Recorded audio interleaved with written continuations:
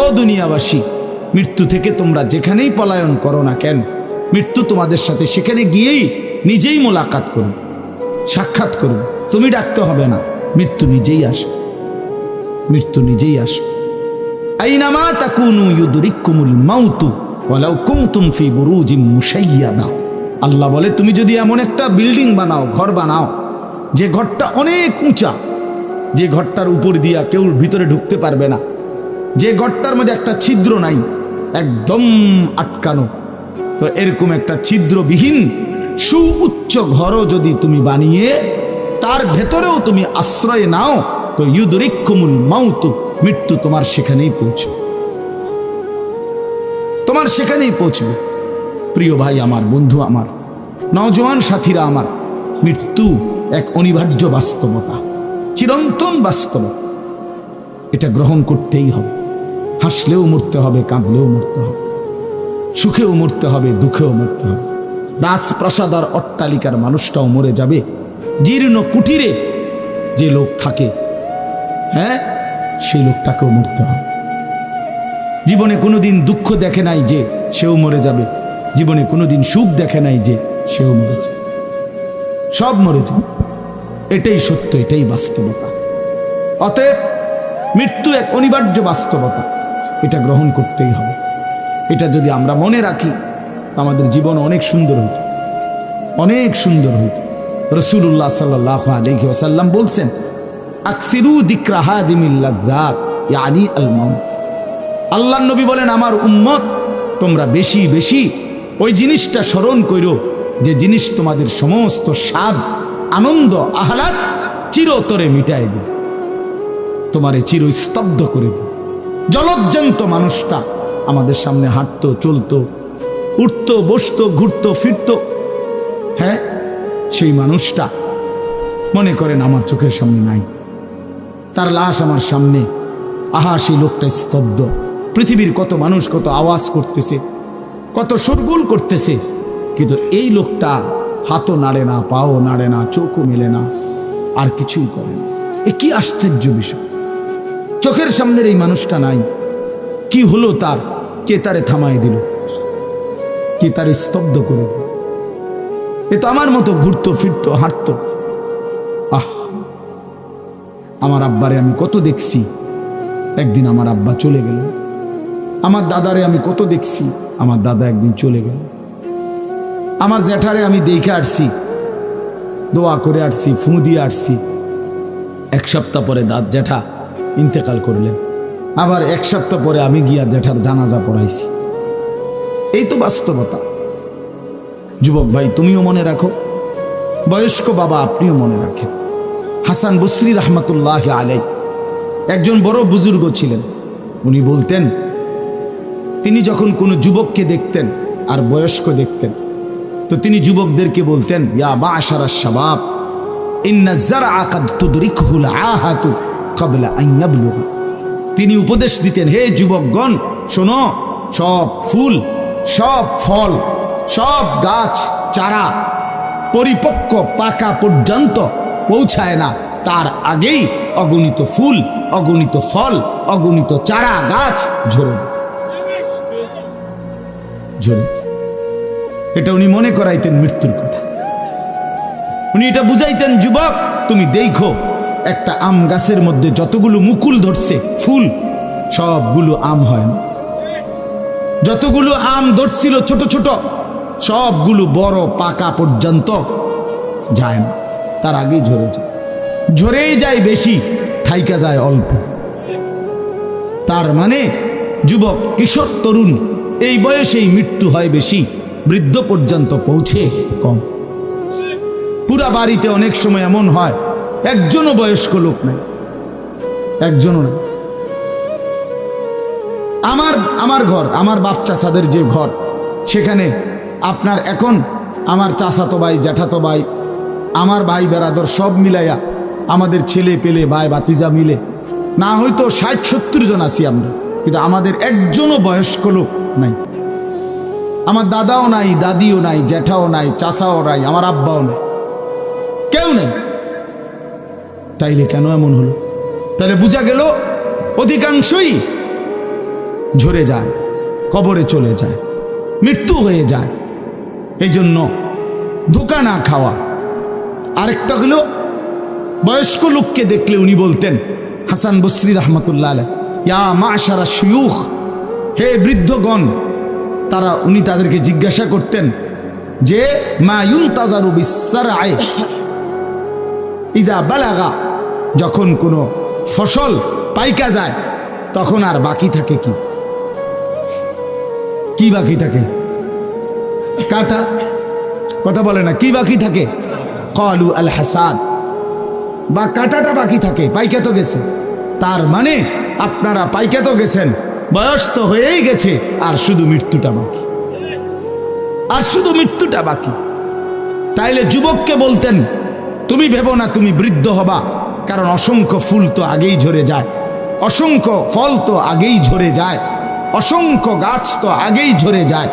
আবার বৃদ্ধকে বলতেন যে আপনার তো আর কিছুই বাকি নাই, আপনি তো পাইকেই গেছেন, এখন শুধু কাটা, কবর, মৃত্যু ছাড়া আর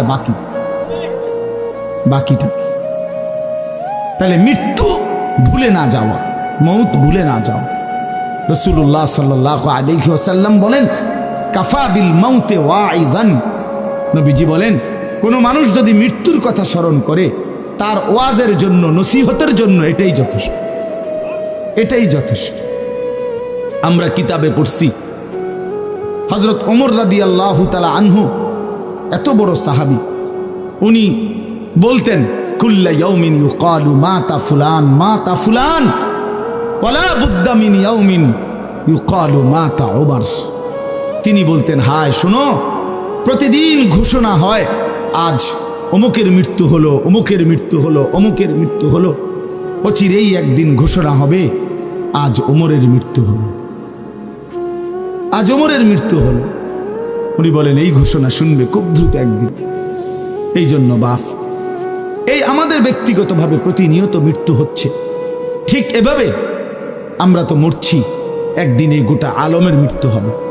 এই গোটা সৃষ্টিটাই আল্লাহ তাআলা গুটায় ফেলেন। আচ্ছা, কি আশ্চর্য কথা, এটা কি অবাক করা। এক মিনিট যদি কেউ বিবেক দিয়া ভাবে, যারে বলে কি হুজুর, বলেন কি, এত বড় আসমান ভেঙে যাবে, এই সূর্য খসে পড়বে, চাঁদ খসে পড়বে। আল্লাহ তাআলা বলছে, ইযা সামাউন ফাতারাত, আসমান ভেঙে যাবে, ওয়া ইদাল কাওয়াকিবুন তাসারাত, তারকারাজি খসে খসে পড়বে, ইযা শামসু কুব্বিরাত ওয়া ইদাল কাওয়াকিবুন তাসারাত। আল্লাহ তাআলা বলছেন, সূর্যটা গুটায় ফেলা হবে, পাহাড়গুলো বালির মতো, তুলার মতো উঠতে থাকবে। ইদা রাজ্জাতিল আরদু রাজ্জা, এই জমিনের মাটিগুলো রেজা রেজা, পাউডার পাউডার হয়ে যাবে।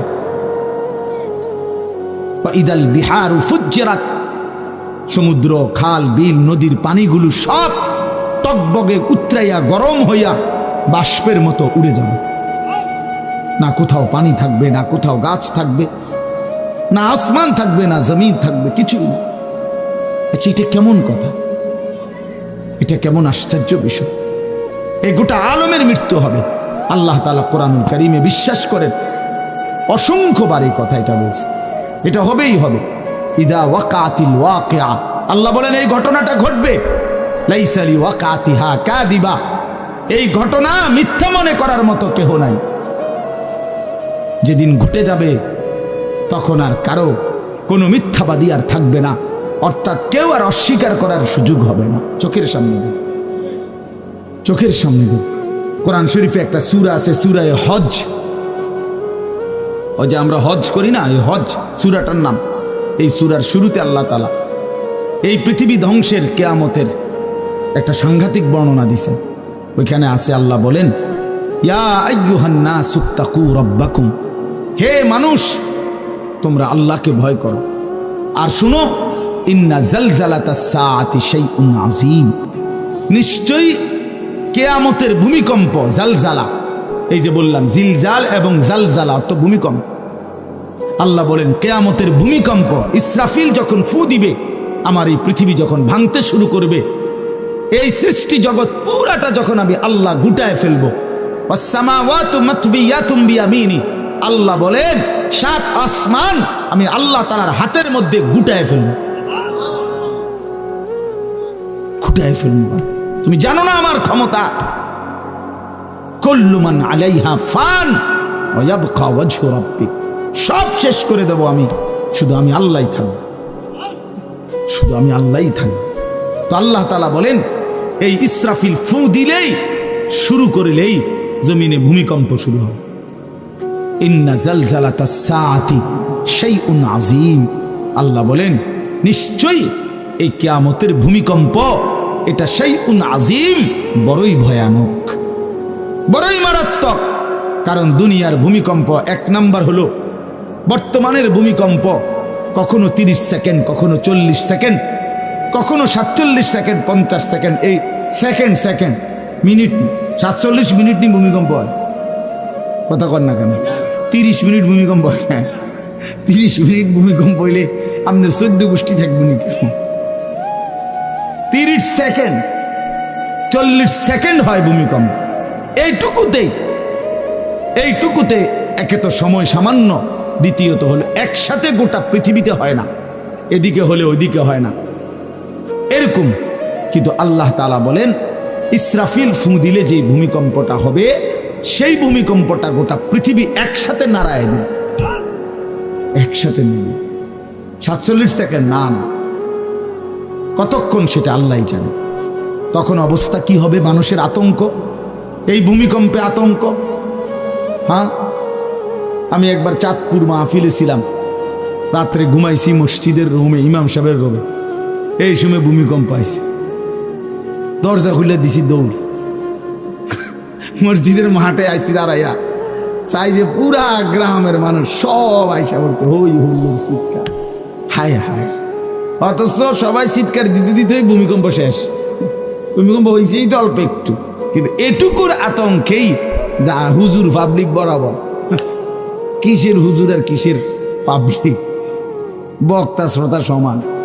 এই এখন মনে করেন ভূমিকম্প হইলে আমরা সব দিন দৌড়, আমিও আমি এখানে বুজুর্গি দেখাইব এটা। হ্যাঁ, আমি একটা বড় হুজুর, বড় প্রধান বক্তা, আমি লড়লে কি মাইসে কি করব? আপনি কি করবেন? আমার সময় কো, আমার জান নিয়ে টানাটানি। আল্লাহু আকবার। তো এই সামান্য ভূমিকম্প, কিন্তু আল্লাহ তাআলা বলেন ইসরাফিল সিংহা ফু দিলে যে ভূমিকম্প হবে বান্দা, সেটা বড়ই ভয়ানক, সেটা সারা পৃথিবী নড়বে একসাথে। তখন কি হবে? মানুষের আতঙ্ক।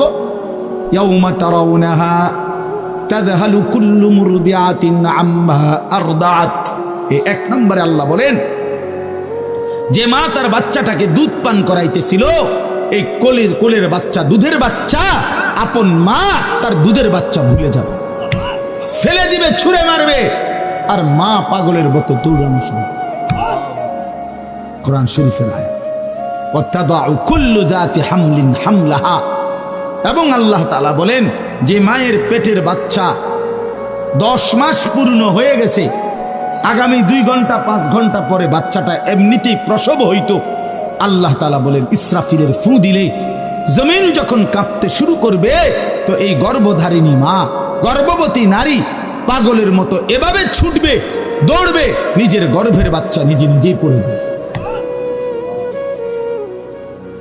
ওয়াতারান্নাসা সুকারা, আল্লাহ বলেন মাতালের মতো সমস্ত মানুষগুলো ছুটতে থাকবে। ফাইদা বারিকাল বাসার ওয়া খাসাফাল কামার ওয়া জুমিআ আশ-শামসু ওয়াল কামার। আল্লাহ তাআলা বলে চন্দ্র সূর্য আলোহীন হয়ে যাবে, সূর্য চন্দ্র এক হয়ে যাবে। ওয়া জুমিআ আশ-শামসু ওয়াল কামার ইয়াকুলুল ইনসানু ইয়াওমাইদিন আইনাল মাফার। লোকেরা দৌড়বে আর ছুটবে, মানুষ একে অপরকে জিজ্ঞেস করবে ভাইয়া পালাবো কোথায়, দাঁড়াবো কোথায়? কোথাও তো স্থির কোনো জায়গা নাই, কোথায় দাঁড়াবো? আল্লাহ তাআলা বলেন কাল্লা লা ওয়াজার, না বান্দা, সেদিন আর কোথাও জায়গা মিলবে না। ইলা রাব্বিকা ইয়াওমাইদিনিল মুস্তাকার, আজকে শুধুই কেবল তোমার আল্লাহর কাছেই আশ্রয় ঠিকানা। এভাবে বহু আয়াত কোরআনুল কারীমের মধ্যে আল্লাহ তাআলা বর্ণনা করছেন। আমার ভাই, তো এই ইসরাফিলের ফু দিলে গোটা আলমের মৃত্যু হবে, ভূমিকম্প শুরু হবে। তো এই ভূমিকম্প কেন হবে?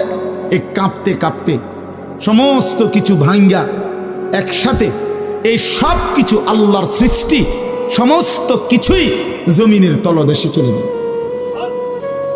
জমিন তখন খালি ফাঁকা, জমিনে তখন কিচ্ছু নাই, কিচ্ছু একটা সুতা মাটির উপরে থাকবে।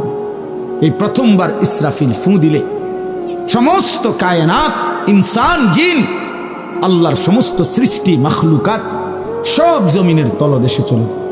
মানুষও, জিনও, অর্থ সম্পদ, স্বর্ণ রৌপ্য, মণি মুক্তা, হীরা জহরত সব সব সব একটা কাগজের অস্তিত্ব, সব কিছু, গোটা জমিন ফাঁকা।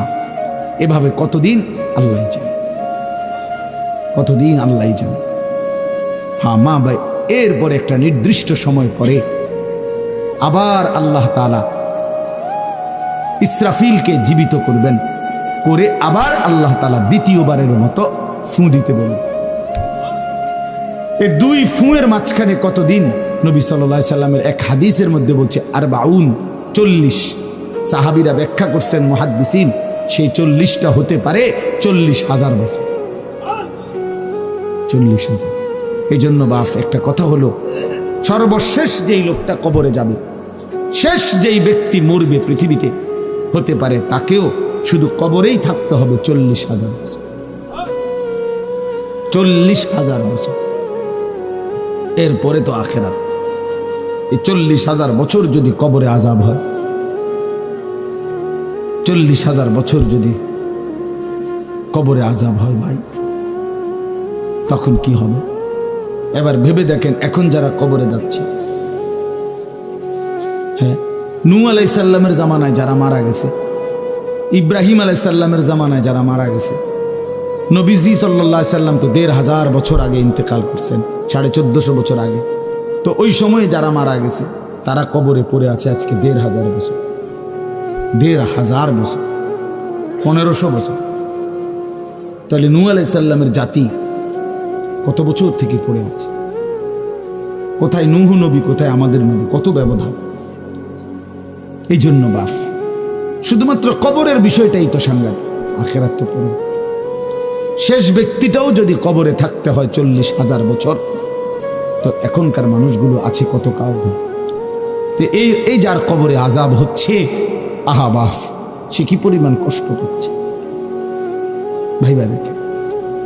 কবরবাসীদের রুহের মাগফিরাত, আরে ভাইয়া একবার চোখ বন্ধ করে 1 সেকেন্ড ভাবেন, আজ আমরা যাদের রুহের মাগফিরাত কামনা করলাম, এই 20 বছরের ব্যবধানে, 30 বছরের ব্যবধানে, 10 বছরের ব্যবধানে, 50 বছরের ব্যবধানে আবার এর পরের লোকেরা আমাদের রুহের মাগফিরাত কামনা।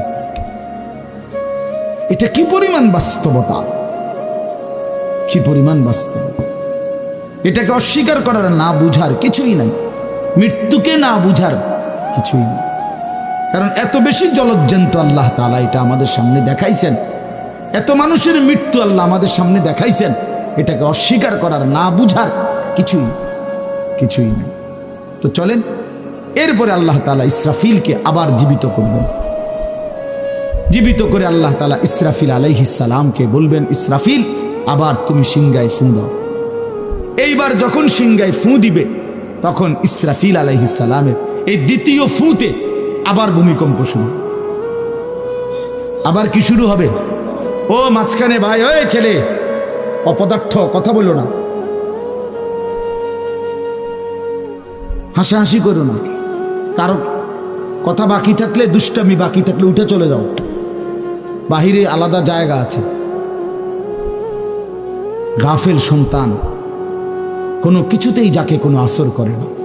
আহা, আপনারা জানেন না, আপনাদের এক এক ছেলের অবস্থা হলো কলিজাটা পাথর হয়ে গেছে, কোনো কিছুই তার কলিজা নাড়ায় না। এত শক্ত জানোয়ার যে খোদার 365 দিনে কোনো দিন ফজরের নামাজ পড়ে না, একদিনও না। মানুষের বাচ্চা এত বড় জানোয়ার হয় কেন? আরে তুই কোন মানুষের বাচ্চা? তুই কোন মার দুধ খাইলি? নাফরমান, কেমনে মানুষ হইল? এটা কি ধরনের মানুষ? একদিনও নামাজ পড়ে। ছি ছি ছি ছি ছি, মুসলমানের বাচ্চা এত বড় জানোয়ার হয় কেন? কোনদিন নামাজ পড়ে না, 6 মাসে 9 মাসে কোনদিন বলতে পারবে না নাফরমান।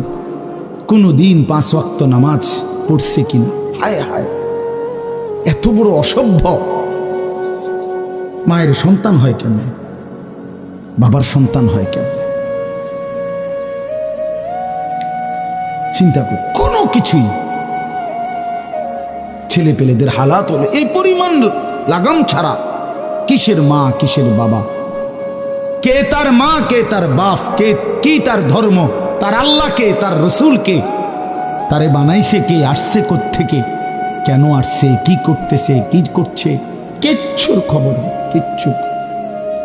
কিচ্ছুর খবর। আসে, হাঁটে, বুট খায়, বন খায়, মোবাইল টিপে, খারাইয়া মতে, বইয়া মতে, বন্ধু বান্ধবদের সাথে আড্ডা দেয়, মেয়ের পিছনে ঘুরে, অসভ্য অশ্লীল কথাবার্তা বলে। এটা কি একটা জিন্দিগি হলো? ভেবে দেখেন। উফ, কোন সুস্থ স্বাভাবিক মানুষ এমন হয়? বলো ভাইয়া বলো। রাগ করো না বাপ, কে তোমা করে মনে করাই দিব? কেউ মনে করাই। হা, বাবা আমারও ফিকির শেষ, শুধু টাকা রোজগারের ফিকির। দেশে থাইকা পারো, নাহলে বিদেশ গিয়া পারো, কোনো না কোনো ভাবে পয়সা রোজগার করো। টাকা রোজগার করলে মা বাপ খুশি, টাকা রোজগার না করলে না অখুশি। খালাস। এরপরে ইমান আছে কিনা, ইসলাম আছে কিনা, নামাজ আছে কিনা, কোরআন আছে কিনা, আল্লাহ চিনে কিনা, হালাল হারাম কিনা, জায়েজ না জায়েজ না, এত কিছু আমার দরকার। ফুতের জিগায়ও না যে ফুত কামাই যে করতেছ, কি হালাল কামাই করো না হারাম, না এত কিছুর দরকার কি? টাকা দিতেছে, খাইতেছে, ঘুমাইতেছে, বিল্ডিং করতে আসে, জমি কিনতে আসে, আপেল মালটা খাইতেছে। এক ছেলে আমারে নিজে বলছে, আমি সবার ব্যাপারে বলি না, এক ছেলে আমারে নিজে বলছে, হুজুর আমি একটা দেশের নাম বলছে, যেই দেশে আমার কর্মটা ছিল, চলে আসছে ওই দেশ থেকে। আমার বলছে, হুজুর আমার কর্মটা হলো এই, মদের বার, মদের হোটেলে নারী পুরুষ উলঙ্গ জিনাবে বিচার করে, আমার দায়িত্ব শুধু পাশে দাঁড়িয়ে মদের বোতল নিয়ে দাঁড়ায় থাকা, যতবার তারা চায় অতবার তাদেরকে মদ গ্লাসে ঢেলে দেওয়া, তাদের হাতে তুলে দেওয়া। এর বিনিময়ে আমার মাসে বেতন 2 লাখ টাকা। মুসলমান, মুসলমান, মুসলমানের সন্তান, বাংলাদেশের সন্তান। তো এই টাকা যখন বাবা খাচ্ছেন, বিল্ডিং করতেছে, কোনো টেনশন নাই। আমি আবারও বলছি, আমি সবার জন্য বলি না, ওই বলছে দেখে অট্টা কইছে, কথা বুঝছেন না? আমি তো নাম ঠিকানা বলি না। এই জন্য আমার বাপ, ডাক দিয়েন না, ডাক দিয়েন না, একজনও ডাক দিয়েন না, অসভ্যরে ডাক দিয়েন না। হ্যাঁ হ্যাঁ, ডাক দিবেন কেন? হাইওয়ানকে ডাক দিবেন কেন? শুনেন, আপনারাই শুনেন, এত এত মানুষ শুনতে হবে না, কোনো অসুবিধা নেই, কোনো অসুবিধা নেই। আমি তো এটাই বুঝাইতে চাইতেছি, প্রত্যেকটা মানুষ আজকে মুসলমান, আমরা ঘর দেখায়, ফার্নিচার দেখায়, বিল্ডিং দেখায়, শুধু দোয়া করে ঘরটা করছি, শুধু দোয়া করে। কিতা দোয়া করতে হবে না, কিতা দোয়া করতে, বিল্ডিং এর দোয়া কিতা, আবার ইট বালুর লেগে দোয়া করে লাভ কি বেড়া? হুজুর মোটরসাইকেল কিনছি, শুধু দোয়া করে, কিতা দোয়া করতে, কি মোটরসাইকেলের দোয়া কিতা? আবার আজীব লাগে না? বাস্তব এগুলো ছাদ ডালাই দিই, মাইজ শুধু দোয়া করে, ছাদ ডালাই দোয়া। ওটা ছাদ ডালাই করে, ওটার ফুতে মোবাইলে অশ্লীল উলঙ্গ ছবি দেয়। ওটার সন্তান উনি দাঁড়াইয়া রয়েছে মিস্ত্রিগো সামনে, ওনার গাম বাইয়া বাইয়া পড়তেছে ছাদ ডালাইয়ের দিন, আর অসভ্য জানোয়ার সন্তান বন্ধুদের সাথে উলঙ্গ ছবি দেখতেছে। ওই জানোয়ারের জন্য উনি ছাদ ডালাই। ওই হাইওয়ানের জন্য উনি ঘর করে দিয়ে গেছে, উনি কবরে জায়গা ঘর করে দিয়ে গেছে, এর জন্য ঘর করলেন। ছি ছি ছি ছি ছি। আমার দেওয়া ঘরে আমার কষ্টের কমাইয়ে এখানে বসে বসে রঙিন ছবি দেখবে, উলঙ্গ দৃশ্য দেখবে ঘরে শুয়া শুয়া সারা রাত। এর জন্যই আমার জীবনের এই অর্জন, এই ছিল আমার উপার্জনের উদ্দেশ্য। আহ, কতবার বললে বুঝবেন, কেমনে বললে বুঝবেন, কারে বললে বুঝবেন? আল্লাহ মাফ করে দেন। চলেন বাপ, তো বলতেছিলাম আল্লাহ তাআলা ইসরাফিল আলাইহিস সালামকে বলবেন আবার ফু দাও। তো তিনি দ্বিতীয়বারের মতো ফু দিলে জমিন আবার ভূমিকম্প শুরু হবে। এই ভূমিকম্পে জমিন কাঁপতে কাঁপতে এইবার জমিনের তলদেশে ওই প্রথমবার ফু দেওয়াতে ভূমিকম্প কাঁপতে কাঁপতে সব উপরে যা ছিল সব নিচে চলে গেছে। মনে আসেনি এটা কইছি? তাহলে উপরটা কি? ফাঁকা। এইবার নিচে যা ছিল সব উপরে চলে আসবে। এই আসলেই এটা হাসরের মাঠ। সমস্ত নিচের জিনিস যা কিছু, একেবারে মানুষ, গরু, ছাগল, হাঁস, মুরগা, জিন, ইনসান, গদ, দুয়ার, বাজার, ব্যবসা, দোকান, টাকা, হীরা, জহরত, মণি, মুক্তা, টাকা পয়সা, অর্থবিত্ত, সব সোজা কথা জমিনের তলদেশের সব কিছু জমিনের উপরে উঠে আসবে। উঠে আসলেই এটা হাসরের মাঠ। এইটা, এই হাসরের মাঠ কোনটা জানেন? এই যেখানে বসে আছেন এখন, এটাই হাসরের মাঠ। এই জমিনের উপরেই হাসরের মাঠ। বাকি শুধু আল্লাহ কোরআন বলছে ইদাল আরদু মুদ্দাত, আমি আল্লাহ জমিনটাকে টেনে আরো লম্বা করে দেব, আরো বড় করে দেবো আর কি, প্রশস্ত করে দেবো। কারণ ওই যে পিসের মানুষ খারাপ লাগবে না? মানুষ তো দাঁড়াই বসেই আদম আলাইহিস সালাম থেকে নিয়া, তো মানুষ বেশি না? মানুষ, গরু, ছাগল, হাঁস, মুরগা, জিন, ভূত সব খারাপ না? সব দাঁড়াবে তো। এই জন্য আল্লাহ তাআলা বলেন জমিন আমি প্রশস্ত টেনে দিব, লম্বা করে দিব, এতটুকু। বাকি এটাই হাসরের মাঠ, এটাই হাসরের মাঠ। এই কথাটাই এখানে আল্লাহ তাআলা উল্লেখ করছেন। ইদা জুলজিলাতিল আরদু জিলজালাহা, যখন দ্বিতীয়বারের মতো ইসরাফিলের ফু দিলে জমিনের ভূমিকম্প শুরু হবে। ওয়া আখরাজাতিল আরদু আসকালাহা, আল্লাহ তাআলা বলেন তখন জমিন তার তলদেশে যা ছিল সমস্ত জমিনের তলদেশে, এগুলো এতদিন জমিনের বোঝা ছিল, বোঝা মানে মাটির নিচে, এগুলো সে মনে যেন ফুজা কান্দে লইছে। এবার ওয়া আখরাজাতিল আরদু আসকালাহা, জমিন তার বোঝা মানে জমিনের তলদেশে যা ছিল সে এবার তা জমিনের উপরে উঠায়, উপরে উঠায়। এরপরে আশ্চর্য কথা শুনেন, এরপরের কথাটার জন্য রাসূলুল্লাহ সাল্লাল্লাহু আলাইহি সাল্লাম হাদিসে বলছেন, এই ভাই শুনেন, ছেলেরা তোমরাও শোনো। নবী সাল্লাল্লাহু আলাইহি সাল্লাম বলেন এই জমিনের তলদেশ থেকে যখন সবকিছু উপরে উঠে আসবে তখন অর্থ সম্পদ, হীরা জহরত, মণি মুক্তা, স্বর্ণ রৌপ্য, এগুলো স্তূপ আকারে উঠে আসবে জমিনের উপরে, মানে হাসরের মাঠে। তো নবীজি একেবারে স্পষ্ট হাদিস, নবীজি সাল্লাল্লাহু আলাইহি সাল্লাম বলেন তখন এই স্বর্ণ রৌপ্য, টাকা পয়সা, হীরা জহরত, এগুলো, এই অর্থ সম্পদগুলো আল্লাহর কুদরতে কথা বলবে। স্বর্ণের টুকরা কথা বলবে, কথা বলবে, রৌপ্যের টুকরা কথা বলবে, এগুলো কথা বলবে। কথা কি বলবে? এগুলো তখন ওই নাফরমান মানুষগুলোকে ডাক দিবে, ডাক দিবে, আইয়ুহাস সারিক, হে চোর, এদিকে এই সম্পদের জন্য চুরি করেছিলে, আজ যা দরকার নেও। আইয়ুহাল কাতি, হে ডাকাত, এদিকে এদিকে আসো, এই সম্পদের জন্য ডাকাতি করছিল, আজ নেও। হে আত্মীয়তার, আইয়ুহাল কাতি, আত্মীয়তার সম্পর্ক ছিন্নকারী ব্যক্তি, আসো। এই জন্য ভাইয়ের সাথে যুদ্ধ করছো, বোনের সম্পদ নষ্ট করছো, চাচারে সম্পত্তি দাও নাই, এই জন্য, এই দুনিয়ার জন্য নেও, এখন না, এখন যা লাগে নেও।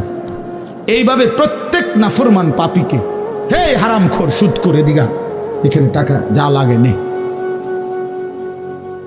নে বাটপার, এখান থেকে টাকা নে। কি পরিমাণ টাকা দরকার ছিল নে। এইভাবে রাসূলুল্লাহ সাল্লাল্লাহু আলাইহি সাল্লাম বলেন, দুনিয়ার এই সম্পদগুলো কথা বলবে আর ডাকবে।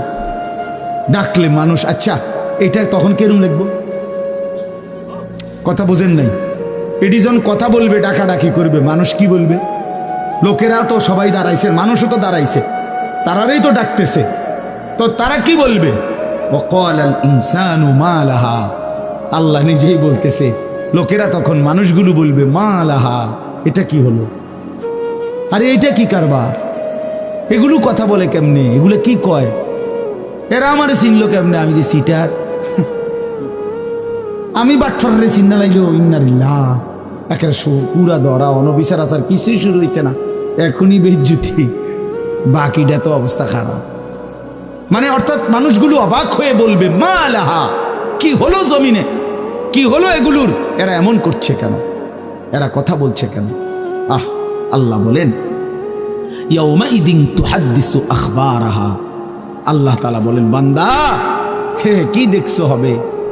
এই মাত্র দেখলা স্বর্ণ রূপ্য টাকা পয়সা কথা বলে, এখনে না দেখবা আসল খেলাটা? ইয়াউমাইদিন তুহাদ্দিসু আখবারাহা, আল্লাহ বলেন এখন দেখবা সরাসরি এই হাসরের মাঠে তোমার সামনে, তোমার পায়ের নিচের জমিন, তোমার পুরা জিন্দেগির কথা, তোমার যত তথ্য, ভালো কিংবা মন্দ, নেক কিংবা গুনাহ, তোমার সমস্ত কিছু, রাতের কিংবা দিনের, একাকী কিংবা প্রকাশ্যের, গোপন কিংবা আড়ালের, আল্লাহর কসম জমিন সবটা এখন তোমার সামনে বলে দিবে। ইয়াউমাইদিন তুহাদ্দিসু আখবারাহা, রব্বুল আলামিন বলেন জমিন সবটা কথা বলে দিবে, ভালোটাও মন্দটাও, আলোটাও অন্ধকারেটাও, একাকীও অন্ধকারেও, প্রকাশ্যেও সবার মাঝেও, সব বলে দিবে। রাতের চুরি বলে দিবে, রাতের তাহাজ্জুদটাও বলে দিবে, মদের আড্ডার কথাও বলে দিবে, জুয়ার আড্ডার কথাও বলে দিবে। সারা রাত যুবক উলঙ্গ ছবি দেখেছ, আল্লাহর কসম সেটাও বলবে। যে যুবক মালিকের সেজদা দিয়েছে সেটাও বলবে। তাহাজ্জুদ শোনাবে, আবার সবার সাথে যে জামাতে নামাজ পড়েছে এটাও বলবে, সব কিছু বলে দিবে। আল্লাহ বলেন যদি মানুষ ভাবতে চাও জমিন কিভাবে কথা বলে, স্বর্ণরৌপ্য কিভাবে কথা বলে, আল্লাহ বলেন বিআন্না রাব্বাকা আওহা লাহা, আল্লাহ তাআলা আদেশ করেছেন বলেই কথা বলে। আল্লাহ বললে, হুকুম করিলে, আল্লাহর গোটা কায়নাত, গোটা সৃষ্টি জগৎটাই কথা বলে। ওয়াশাহিদা আলাইহিম সামউহুম ওয়া আবসারুহুম ওয়া জুলুদুহুম বিমা কানু ইয়ামালুন। আল্লাহ বলে হাসরের ময়দানে বান্দা, তোমার কান, তোমার চোখ, তোমার সারা দেহের চামড়া, জুলুদুহুম, তোমার সারা দেহের চামড়া, হাসরের ময়দানে তোমার পুরা জিন্দেগির কর্মকাণ্ড বলে দিবে। চামড়াগুলো বলবে চামড়া, মানুষের শাহওয়াত চামড়াতে। এই জন্য সমস্ত যৌনতার ঘটনা, অসভ্যতার ঘটনা শরীরের চামড়া বলে দিবে। মানুষের শাহওয়াত চামড়া, কথা বুঝছেন কি? হ্যাঁ, চর্মে, চামড়ার মধ্যে শাহওয়াত, কামনা, বাসনা, যৌন চাহিদা। এই জন্য যত লোক দেখবেন বিভিন্ন হসপিটালে, যত ডাক্তার চর্মরোগের ডাক্তার, তত লোক যৌন রোগেরও ডাক্তার। হ্যাঁ হ্যাঁ, চর্ম ও যৌন রোগ বিশেষজ্ঞ, এটা একই বিষয়, একই চ্যাপ্টার। চামড়া মানে আল্লাহ তাআলা বলেন তোমার চামড়া বলে দিবে কত রাত কত দিন নারীর প্রতি অবৈধ আগ্রহ, অশ্লীলতার, বেহায়াপনার, অসভ্যতা করেছিলে।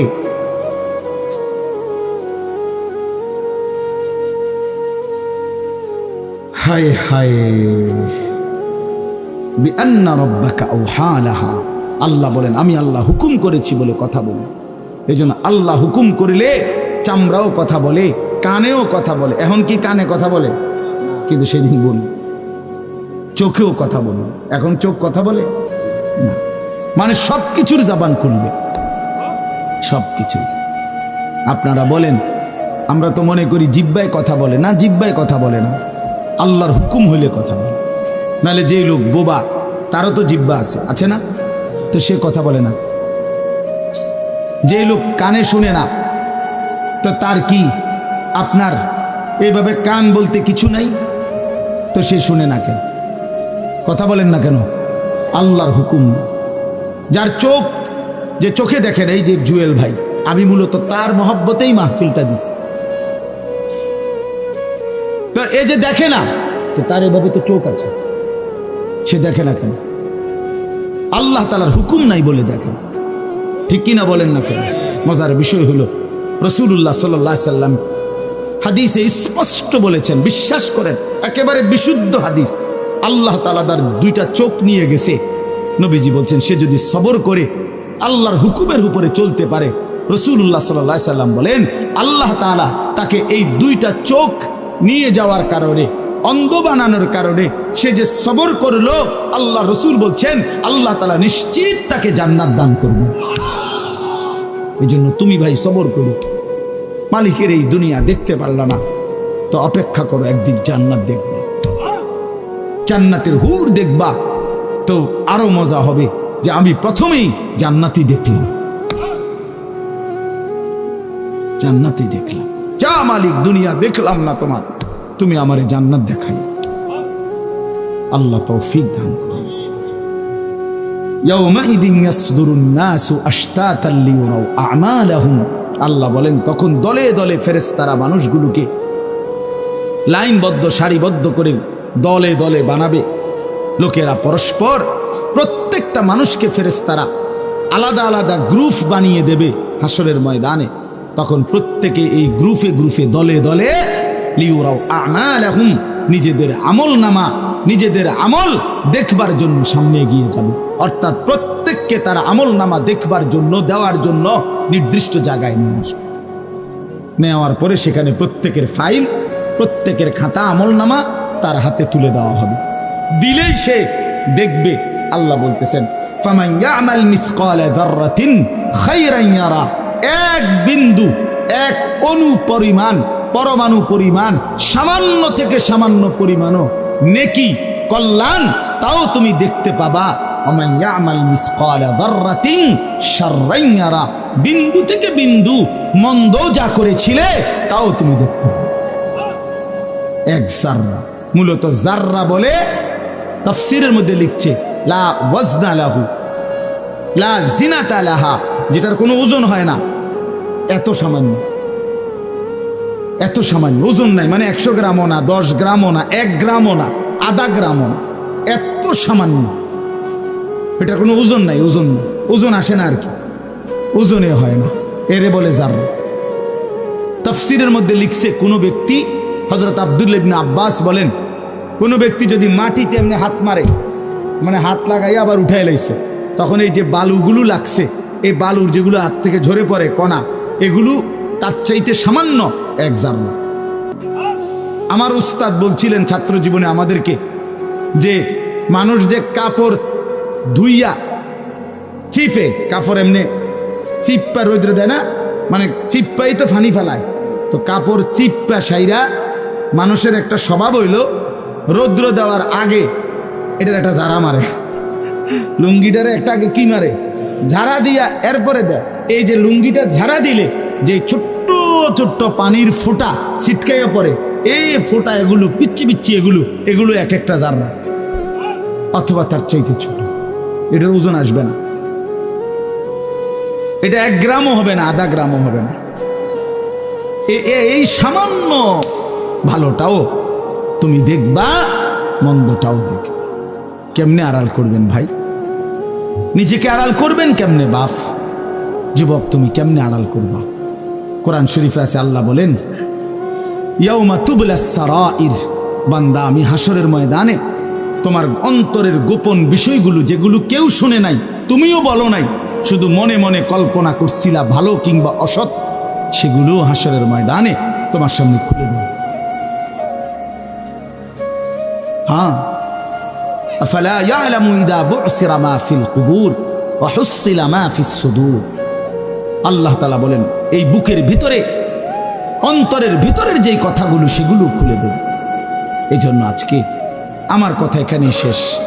আমি এতটুকু কথাই বলতে চাই, এই ৯৯ নম্বর সূরাটা আমাদেরকে এই কথার সবক দিচ্ছে যে আমরা আমাদের জিন্দেগির ১ সেকেন্ড একটি নিঃশ্বাস আড়াল করবার সুযোগ নেই। হিসাব দিতে হবে, হিসাব দিতে হবে। ১ মিনিট, ১ সেকেন্ড, ১ পলক, ১ লাম্হা, ১ মুহূর্ত আমাদের আড়াল করবার সুযোগ নাই ভাই। ভালোটার প্রতিদানও নিতে হবে, মন্দটারও প্রতিদান নিতে হবে। তাইলে কেন জীবন নষ্ট করব, কেন হায়াত নষ্ট করব? আমার অনুরোধ রইল, যতগুলো যুবক ছেলে আছো ভাই, তোমাদের কাছে অনুরোধ, মৌলানা কথা বলবে, এরপরে আরও একটু বয়ান হলে এরপরে দোয়া হবে, কিন্তু আমার মাঝখান দিয়ে এই কথাটাই আমি অনুরোধ করে বললাম, প্রত্যেকেই দয়া করে আল্লাহর ওয়াস্তে নিজের জীবনের কদর করো ভাই। আমার এটাই শেষ কথা। যুবক ছেলেরা, তুমি আমার সাথে এখন যাইবা না, আমিও তোমার সাথে যাব না। এই দুনিয়াও যেমন আমি আলাদা চলে যাচ্ছি, আপনারাও আলাদা চলে যাবেন, কিন্তু বাস্তব কথা হলো আমি আপনি প্রত্যেকে আলাদা আলাদা কবরে আখেরাতে আল্লাহর সামনে মুখোমুখি হতে হবে। এই জন্য হাত জোর করে অনুরোধ করছি ভাই, নিজেরে নষ্ট করো না। একটা ছেলেও যদি বুঝো, আমার অনুরোধ রইল তোমার প্রতি, তুমি নষ্ট হইও না, চরিত্রহীন হইও না, তুমি হায়াতটা শেষ করে দিও, কষ্ট পাইবা। এই নারী ছবি, অশ্লীল দৃশ্য, উলঙ্গপনা, বেহায়াপনা, এই জেনা ব্যভিচারের দৃশ্য, এগুলো দেখো না। চেষ্টা করো 5 ওয়াক্ত নামাজ পড়তে, 5 ওয়াক্ত নামাজ পড়তে হিম্মত করলে পারবা ভাই। পেশাব পায়খানার পরে টয়লেট পেপার ব্যবহার করো, পানি ব্যবহার করো, দেখবা শরীর পবিত্র থাকলে আল্লাহর ইবাদত করতেও মন চাই। মূলত মানুষ অনেকের যাদের নামাজ ছুটে যায়, তাদের একটা বড় কারণ হলো তার শরীর অপবিত্র, শরীর নাপাক, আর নাপাক দেখে নেক কাজের তামান্না, আগ্রহ জাগে না। এই জন্য এই যে পেশাব করে পানি নেয় না, টয়লেট পেপার ব্যবহার করে না, এই অসভ্য এই কারণে নামাজ পড়তে চায়। বাস্তব কথা, এর তখন আর হায়া লজ্জা থাকে না। এই জন্য সবাই বলে ইনশাআল্লাহ নামাজ পড়ো, নিজেদের স্ত্রী, কন্যা, বোনকে পর্দা পশিদায় রাখতে চেষ্টা করেন। যে মেয়েটার পর্দা নাই, যে মহিলার পর্দা নাই, বিশ্বাস করেন যে তার নিজের ইজ্জত, নিজের কদর, নিজের সতীত্ব, নিজের পর্দার কদর বোঝে না, এটা কোনো নারী না, এটা কোনো মহিলা না, এটা প্লাস্টিক জাতীয় কিছু হইতে, এটা এক ধরনের প্লাস্টিক, এটা এক ধরনের অসভ্য। যে নারী বেপর্দা, যেই মেয়ে দুশ্চরিত্র, যেই মেয়ে চরিত্রহীন, যেই মেয়ে বেহায়ার মতো চলে, সে শুধু নিজের ক্ষতি করে না, সে একটি সমাজ নষ্ট করে, একটি মহল্লা শেষ করে। এই আগুন সারা মহল্লায় জ্বালায়া দেয়, তার রূপের যৌবনের আগুন জ্বালায়া অসংখ্য যুবকের জিন্দেগি নষ্ট করে। এই জন্য ওই জানোয়ার মনে রাখতে হবে, ওই অসভ্য নারী যতগুলো ছেলে তাকে দেখে অবৈধ কামনা বাসনা করছিল, এই সমস্ত যুবকের সমপরিমাণ গুনাহ ওই অসভ্য মেয়ে, ওই নর্তকী, ওই ব্যভিচারিণী নারী, তাকে ভোগ করতে হবে। এত সোজা না। এই জন্য বাবাদেরকে বলি, ছেলেদের দিকে কদর করেন, মেয়ের দিকে নজর দেন, স্ত্রীর দিকে নজর দেন। ওই খাট পালং দেখাইয়েন না, বিল্ডিং উল্ডিং দেখাইয়েন না, ইতান দেখাইয়া লাভ নেই। উঠতে লাইলে সবারই ঘুমাইয়া লাগে, পরিশ্রম করিয়া ঘুমাইলে এত কিছু লাগে না। কত মানুষ আছে এরকম যারা ফাওটাও দোয় না, জুতাই নাই, বেটা ফাও দিব কি দিয়া বেটা, হ্যাঁ সময় করে এতটা ক্লান্ত থাকে যে শুইলেই কি এসে পড়ে ঘুম আইসা। আল্লাহ আমাদের সবাইকে কদর করার তৌফিক দান করেন। আজকের এই মাহফিলকে আল্লাহ তাআলা ভরপুর বরকত দান করেন। আল্লাহ তাআলা আপনাদের সবাইকে কবুল আর মঞ্জুর করেন।